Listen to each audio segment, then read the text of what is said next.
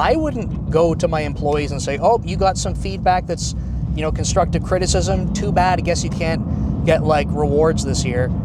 It would just be like, hey, look, like that's great feedback. Like, do you agree with it? Because I don't have some of the context that maybe they had with that individual.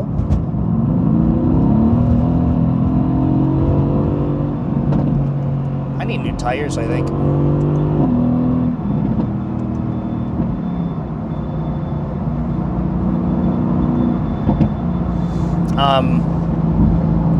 And that's how I look at it with my employees, right? If they get some feedback, I'm just looking at that like, hey, if you agree with this and that's something that we can work on to improve, awesome. Let's focus on that. Let's make sure there's time for that.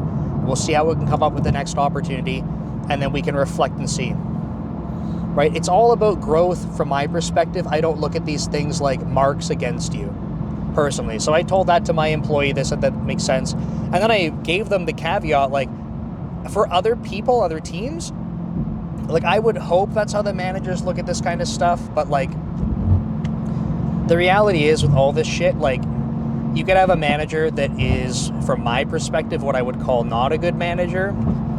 And, they're not even interested in this stuff. They might not even see it.